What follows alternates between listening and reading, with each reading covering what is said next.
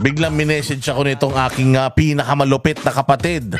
Malupit, humahagupit na kapatid na si Banatbay. Sabi niya, Boss D, sasali ko sa debate. Sabi ko, ano ka ba? Ba't ka sasali niya sa debate? Sabi ko, unang-una sa lahat, Banatbay ka na. Ako nga hindi naman ako sikat Tinanggihan ko mga kupal na yan. Kasi sabi ko, mainstream media, sa gaganapin sa channel nila, rules nila, baluarte nila. Tapos sila nakapag-usap na. Alam na yung format, alam na yung mga itatanong.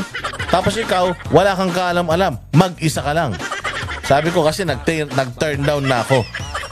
Alam mo, sabi ni Banatbay sa akin, relax ka lang, Boss D. Walang contempt dito. Putangin na, mapapahamak sila sa akin. Ako naman, tiwalang-tiwala talaga ako. Sabi ko, oo, alam ko yun. Alam ko na magaling ka. Alam ko na hindi ka nila kayang ikahon. Kaya lang, sabi ko, meron pa rin silang pagkakataon na babuyin ka dyan. Oo, meron pa ding slight opportunity and chance na ikaw ay kanina, katulad nun, mga editing niya, pwedeng chap-chapin yung sasabihin mo dyan.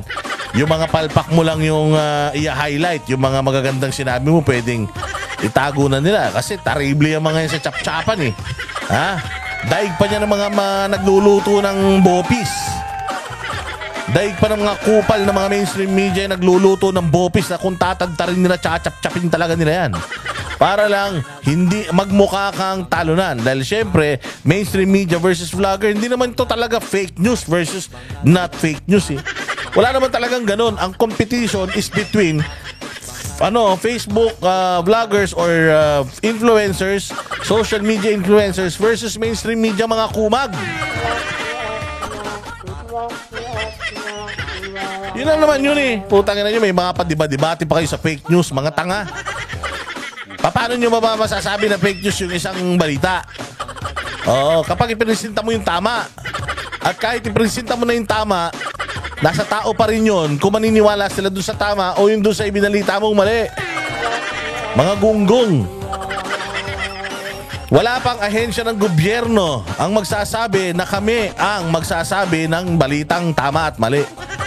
You cannot distinguish fake news from real and good and real news. Hindi mo makikita talaga. Pwedeng itong sinasabi ninyong fake news, pwedeng sa iba, totoo to. Pero sa iba mo hindi. Mga tanga. Putangin na nyo. Mantakin nyo. Sabi ko nga una pa lang yung pagpapatawag pa lang nila mali na Bakit? Anong topic? Fake news. Putangin na nyo. Hindi naman kami nag-news. Mga tanga. Hindi naman kami nagbabalita. Hindi naman kami mga reporter. Pag nandun kami sa SMNI, para kami mga reporter doon. Pero dito sa mga channel namin, hindi po kami reporter. Mga bobo. Kami po ay nagbibigay ng mga opinion namin at sarili naming mga haka-haka, kuro-kuro sa mga nangyayari sa bayan at mga balita ninyo, mga kupal kayo. Kung ano yung ibinalita ninyo, yun lang din yung ipinakikita namin dito at nagre-react lang kami, mga bobo. Bakit ako pupunta sa isang debate patungkol sa fake news hindi nga natin alam kung sino ang fake news at sinong hindi? Mga tanga. Debate tungkol sa fake news. Ano bang fake news ang pinag-usapan nila doon sa debate na yan? Wala naman. May in-erase si Banatbay na isang fake news. Putang ina, hindi nila kinagat. At tribute, bigyan natin tong tribute na to sa mga media. Sa mga media na ang tataas ng tingin sa sarili, mga kupal sila. Ang tataas ng mga tingin sa sarili na putang ina, akala mo hindi sila mga nagkakamali. Ang dami daw nilang layering, tapos nagkakamali pa sila, kami pa kaya? Gago. Mga tanga. Wala na kaming layering dahil lang opinion. Wala nang layer yan, bobo. Pag nagbalita ka, ginamit ko yung balita mo, nireaksyonan ko at sinabi kong mali itong balitang ito.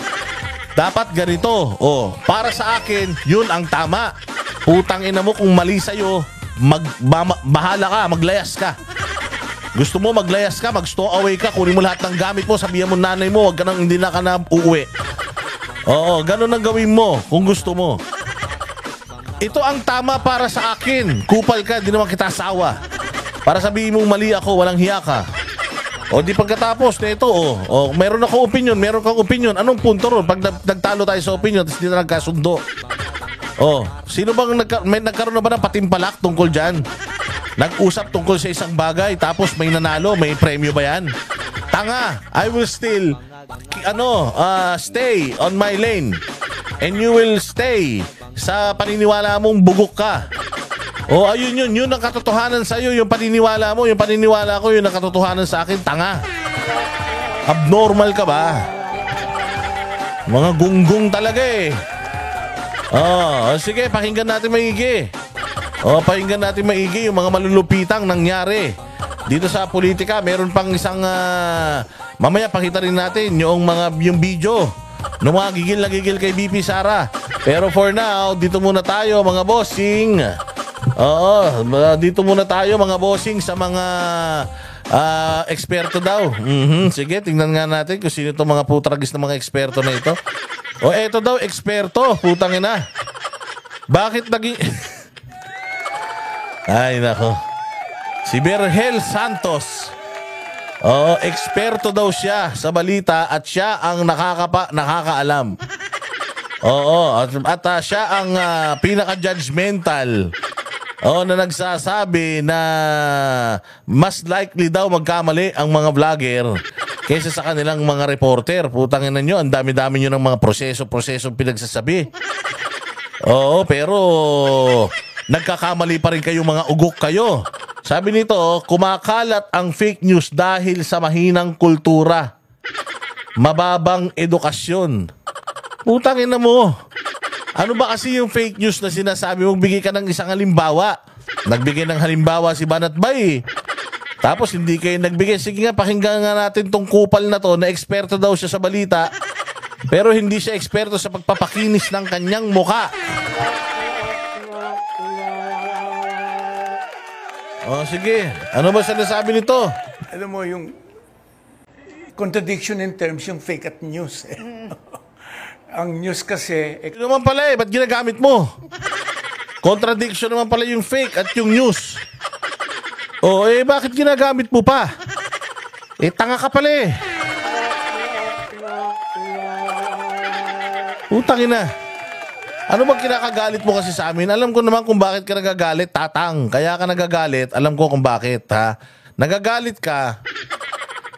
Kasi, putang ina, si Redford White, namatay ng sikat. Pero ikaw, kamukha ka ni Redford White, mukhang papalapit ka na rin sa liwanag, pero hindi ka pa sumisikat. Tangin na yan ang problema Huwag kasi kayong inggit. Ba't ba kasi kayo may inggit sa mga vlogger na bagong sibol lamang pero kinikilala at pinaniniwalaan ng tao? Kayo na ang tagal-tagal, nag-aral pa kayo, mga tolongges kayo, pero si Banat Bay lang pala katapat nyo. Sige, diretso. Katotohanan. So, iyan hindi katotohanan. Yun naman ang ibig sabihin nun, yung fake news. Ngayon, bakit? Anong panlaban sa fake news? Totoo yung sabi nila Isa lang ang panlaban sa fake news katotohanan, di ba? Ang falsehood, ang kalaban, truth. Napakadaling sabihin nun Kaya sinasabi ni Corina na napakadaling lumawak yung kasinungalingan dahil sa isang kultura Kultura talaga ang may problema Utangin na. Demanda mo. Tanga ka pala Yung kultura pala may problema. Ba't nagagalit ka sa vlogger? Yung kultura naman pala may kasalanan. Ano ba yung kultura na yan? Civic at kultura? Kaya mo, boss dada Loko-loko ka talaga Papaliwanag yung matanda pinakikialaman mo sige nga, anong kultura yan? Kung ano ang kultura mo, doon gagana yung kung ikaw lalaganap madali ang fake news o hindi. Pag tiningnan mo ang levels ng education natin, napakababa. Isa yun. Pangalawa, Putay na. Sinisi na sa edukasyon. Sige. Hindi natin pinagtuunan ang kultura. Puro politika ang ginawa natin. Kaya gago. Sino ba mahilig mamulitika kundi kayo? Pantakin mo Tang ina to mga to. Alam mo, tatang. Oo, tatang. Putang ina, tumanda ka na na ganyan. Nabukbok na yung mukha mo, yung buhok mo na mauubos na. Ang puti-puti na. Putang ina, ang tagal mo na dyan sa ipinaglalaban mong mainstream media pero wala kayong naitatama. Ang tagal nyo na dyan, ang tagal nyo nang nangangaral, ang tagal nyo nang nagsasalita patungkol sa mga hindi tamang balita at pagbabalita. Pero putay na hanggang ngayon, hindi nyo pa nasusolusyonan. Anong ibig sabihin nun? Ibig sabihin nun, hindi kayo epektibo. O ibig sabihin nun, wala kayong silbi. Eh kahit anong galing mo magpaliwanag dyan, ang tanda mo na. Bakit? Tinalo pa rin kayo ng social media. Bakit? Mas pinakikinggan pa rin ng tao ang social media. Tapos sabihin nyo, dahil sa mababang literacy? Tanga. Tanga. Ilang oras lang ba kayo nagbabalita? Bobols. Tayo na, halimbawa ako, mahilig ako sa balita. 2 oras lang kayo magbabalita. O, tapos lahat ng palabas sa TV, puros mga kabalbalan na. O, so anong nangyayari ngayon? O, kaya nyo bang pagkasyahin lahat ng mga balita sa Pilipinas sa 2 oras na balita lang? Puta, nagla-live nga ako ng 4-5 oras eh. Kulang pa rin eh. So, ibig kong sabihin, pucha yan, kung ang isang tao gustong manood ng balita, o ang sama-sama lang kasi ng loob ninyo, dahil may mga kalaban kayo sa oras, kaya mas sumikat si Vice Ganda kaysa sa'yo. O, yun lang naman ang pinuputok ng butchi mo. O ngayon, sa tinagal-tagal nyo na dyan, balita nyo, kayo pinakamagaling, kayo ganito, kayo ganyan. O bakit hindi nyo kayang dagdagan o at least man lang kalahating araw yung pagbabalita ninyo? Ultimong sa mga network nyo hindi kayo nanalo. Di ba? Ultimong sa network nyo, yung pagbabalita nyo hindi nanalo. Bakit? Anong gusto ng mga amo nyo? Ang gusto ng mga amo nyo kumita at may kita sa mga variety shows, sa mga telenovela, Korean novela at kung ano-ano pa. Oh, ibig sabihin yung mga balita nyong mga walang silbi. Oh, katiting lang na oras ang nararapat sa inyo. Ngayon, ang gusto nyo, kayo lang ang nandiyan. Eh samantalang saglit na lang kayong mapanood, putang ina, puro pa kayo patalastas. Tapos ang gusto nyo, kayo lang ang pakikinggan ng tao, punyeta kayo. Abay, mga tanga pala kayo eh. Eh dito sa social media, putya, unlimited. Makakapanood sila sa mga vlogger patungkol sa mga gusto nilang panoorin at mga balitang gusto nilang marinig o mga diskurso, kwentuhan, haka-haka na gusto nilang marinig, unlimited. Ngayon, sinisisi nyo sa mababang literacy rate yung pagsikat ng mga vloggers at saka yung paglubog ng mainstream media. Sabihan mo muna yung amo mo. Sir, baka naman pwede. O baka naman pwede. Putang ina, hati kami ni Vice Ganda sa time slot. O hindi, di ba? Yan nga ang problema. Businessman kayo.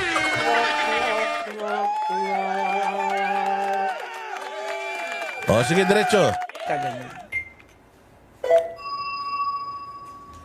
Unang, naman si Putang ina to, parang ewan ko to, parang may topak din yata itong kasama ni Banat Bay. Sige, so yun lang ang masasabi natin ha. Ayoko nang pakita yung kasama ni Banat Bay. Putang ina, walang bilang eh. Kami ang boses ng masa, hindi natatakot. Katotohanan lang, di kami nalulunod. Walang bahid ng sismis, lahat ay totoo. Kahit sino ka pa, pag mali ka, babanatan ka. Walang pinipili kulay, wala kaming kinikilingan. Basta para sa bayan, kami lalaban. Pagdama palakpakan, pag mali banatan, di matitinag, di matatag. sa bayan, tuloy ang sigaw. Sa harap ng kamera, walang halong takot. Mga baluktot, lahat kayo'y tutumba. Ang hustisya at totoo, yun lang ang mahalaga. Kahit sinong harang, di kami matitinag. Walang pinipiling kulay, wala kaming kinikilingan. Basta para sa bayan, kami lalaban. Pag tama palakpakan, pag mali banatan. Di matitinag, di matatakot. Para sa bayan, tuloy ang sigaw. Kung nasa tama ka, ikaw ay aming kasama. Pero pag mali ka, handa ka na bang mabasag? Banateros kami, walang inuurungan. Dahil bayan muna, bago ang sarili.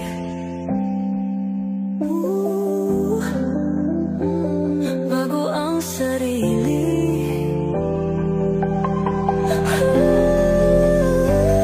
Pag tama palakpakan, pag mali banatan. Banateros ang sigaw, katotohanan ang